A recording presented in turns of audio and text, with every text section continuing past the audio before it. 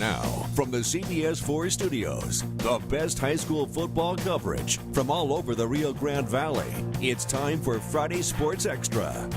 Hello and welcome to Friday Sports Extra, Week 2 edition. Valley View and Hidalgo renew their neighborly rivalry, while Rio Hondo finally gets their first game of the year. But first, two teams that started the year with big wins in Week 1 now test each other in Week 2. A battle of two proud 4A programs when Raymondville takes on La Grulla in Rio Grande City. CBS 4 sports reporter Patrick Chalvier is live at Sanchez Stadium with the latest. Patrick. What a huge win for Frank Cantu and his Raymondville Bearcats to go on the road and win at La Grulla in Rio Grande City. Meanwhile, how about a rivalry game? Valley View at Hidalgo. Marco Bella heaves one and Gus Sanchez comes down with it on a big third down play. That sets up a 30-yard field goal, and Hidalgo comes away with a 3-0 lead. But Monty Stumbaugh's first home game, yeah, there he is, but unfortunately he would watch as a huge kickoff return comes right his way by David Torres. Takes it all the way down into Hidalgo territory. That sets up a touchdown run by Brandon Gonzalez. It was 13-3 Valley View at the half, and the final in this rivalry game tonight, yeah, as you see there, it is 34-10. Valley View starts off 2-0 for the first time in years with a big win there. Meanwhile, La Feria has no problem with Falfurrias. It was 42-0 at half. That's how it ends up, the Lions over the Jersey Bulls tonight. Tom Landry Hall of Fame Stadium still under renovations in Mission, and while it looks like it will be worth the wait, the delays are making it tough on the tenants, the Eagles and the Patriots. Tonight, the Battle of Conway moves out of town to Benny LaPrade Stadium in Donna. Both teams had a pretty good amount of fans on hand in this one. Landry Gilpin early on would get chased down by that Mission Eagles defense, was not letting him do much. Meanwhile, the quarterback for Mission was giving the Eagles an early lead. Damian Gomez drops back and unleashes one, and who comes down with it but Sebastian Gonzalez fighting the defensive back and coming away with it. That sets up a 1-yard quarterback sneak for Damian Gomez. Mission had the lead, but Mission Veterans comes back in the second half, and in a close game, it's Mission Veterans getting the win in the Battle of Conway. 18-14 is the final. Mission Veterans now 2-0 to start the season. McAllen Memorial taking on Weslaco East, a battle of two rushing teams, except this time with Angel Amaguer injured. It would be Sean Skeegan taking over at quarterback, and he finds Ethan Bezan. Bezan wrestles the ball away and then finds his way into the end zone. McAllen Memorial taking an early lead. Weslaco East trying to come back behind the running skills of Roy Pedraza, who takes it all the way. Oh, he just goes out before the end zone, and then, believe it or not, the next play they would fumble. That would be a tough one for Weslaco East. They would not recover, and McAllen Memorial goes on to win this one. 28-14 is the final score. Two other undefeated teams, La Jolla Palmview at Edinburgh Economides Flores Stadium for this one.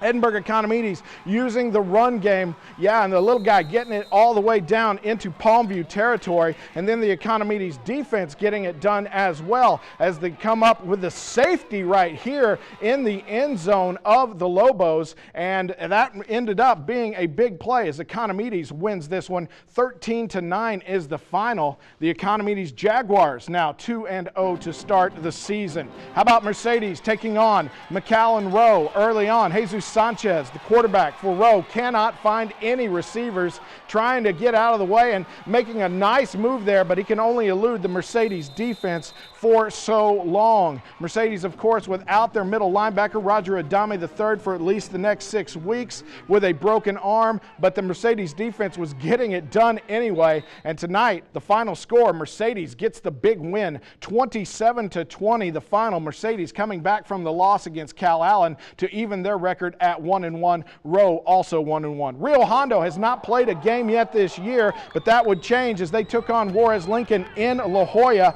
And how about the opening kickoff? Elias Gutierrez, he had 3 interceptions and a touchdown last week, and here he goes to the house. A 90-yard touchdown on the opening kickoff, setting the stage for the Huskies. But back comes Rio Hondo. They've got a little offense. Travis Bush, the quarterback, goes up high, and Eric Pizarro comes down with it. These guys were a force in 7-on-7 this summer. That's a 60-yard touchdown. That ends up making it 7-7. Then Gutierrez coming back, heading for the pylon, knocked out just shy of the touchdown, but Juarez Lincoln would score on the next play. That made it 13-7, but Rio Hondo would come on strong in the second half. But Juarez Lincoln has a huge comeback in the fourth quarter, and the Juarez Lincoln Huskies get a big win at home, 36-33. Juarez Lincoln now 2-0 on the season. Sam's Stadium, a busy place in week 2. One game that was there last night. 2 games will be there tomorrow. Tonight, Brownsville's living room hosts 2 of the city's oldest teams in a rivalry game, Brownsville-Hanna at Brownsville-Porter. Let's take you to a rainy night in Brownsville. That wasn't keeping the band down for long, though. Matthew Garcia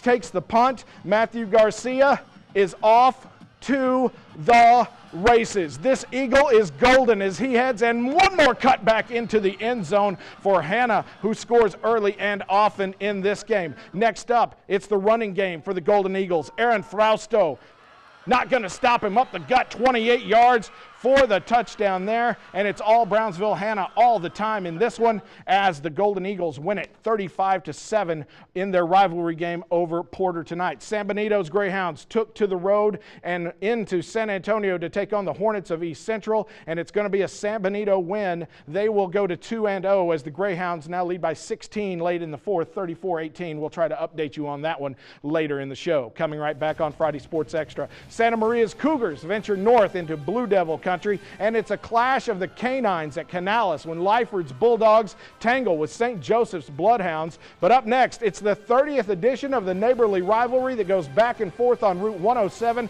Sugar Bowl action is all when Sports Extra continues. UTRGV women's soccer at Houston Baptist tonight, scoreless. Not anymore. Sarah Bonney sends the short corner to freshman Mac High alum Anna Hover, who turns around, fires it into the upper left-hand corner of the net. Her second goal of the year put UTRGV up 1-0, but Houston Baptist will come back to tie this game. 1-1 was the final. UTRGV men's soccer beats Loyola Chicago 1-0. UTRGV volleyball with 2 games today. They lose the first one to UC Riverside, but win the second one 3-0 over Lamar. Halfway between La Villa and Santa Rosa on 107 lies the sugar refinery that gives the rivalry between the two towns its name. Tonight, Cardinals and Warriors face off again in Sugar Bowl 30. La Villa at Santa Rosa. And here comes Jose Ruiz of Santa Rosa with a big-time interception there, stopping the La Villa drive. That sets it up for Santa Rosa, and that sets it up for Christian Castillo, who's going to take it around the left side, hurdle a guy right into the end zone. And this was all Santa Rosa all the time. Final in the Sugar Bowl, Santa Rosa by 20, 34-14. Lyford at Brownsville St. Joseph. Bloodhounds looking for a big win, and they would get one because Hounds up big, looking for more. Kai Money gets the big reception right there, taking it all the way down. But he was stripped at the end by Joaquin Gonzalez of Lyford, but that would be enough because Brownsville St. Joseph already up 37-0. They go on to win 58-8 is the final. Edinburgh North, Santa Maria defeats Monte Alto tonight, giving the Blue Devils their first loss of the year, 12-7. Both of these teams now 1-1 on the year. Edinburgh North falls to Sharyland. Sharyland gets their first win, 24-20. Edinburgh North now 0-2. PSJ Southwest travels up to the Coastal Bend, taking on the Eagles of Corpus Christi Veterans and losing. The Javelinas fall 56-7 is the final. Donna at PSJ North. This one, a close one, still going on apparently. 24-20, the last score we have, the Redskins in the lead. Donna North went up to Laredo to take on Martin, and it was Martin with a 35-14 win tonight. Rio Grande City at Zapata, a low-scoring game, comes out big for the Rattlers as they even their record at 1-1 with a 14-3 win over the Eagles. Harlingen Marine Military taking on Benavides, and it's Benavides' Eagles taking down the Leathernecks. 28-12 is the final. We told you we'd update you on San Benito and San Antonio East Central. It is a final. The Greyhounds 2-0 with a 44-18 final tonight. Weslaco, the only UIL program in the Valley without a regular season game under its belt now. That all changes tomorrow when Weslaco welcomes San Antonio Marshall to Lackey Stadium for a 2 p.m. Saturday afternoon kickoff. The first game at the helm for first-year Panthers head coach Michael Salinas. Obviously, we can only control what we can control, but I think our kids realize that there's more than just football. Obviously, there were some people up the coast and in the Houston area that had some major tragedies that they were trying to work through. So it gave us a chance to step back and reflect a little bit and use it as an opportunity to continue to prepare. So tomorrow, Weslaco plays at 2, Pioneer at Pace is at 11 a.m., and Rivera at Brownsville Veterans at 7 o'clock. Meanwhile, in Sherman, Texas tonight, Cowboys running back Ezekiel Elliott got some good news. A federal judge blocked his 6-game suspension over a domestic violence case issued by the NFL. Not a temporary restraining order, but an injunction. It likely means Zeke will play the entire season. Meanwhile, CBS schedule this weekend, it will be the Houston Texans taking on the Jaguars. That game noon on Sunday. Tomorrow, it's TCU at Arkansas. Don't miss our first college football game of the year on CBS. Good night. The Late Show with Stephen Colbert is next.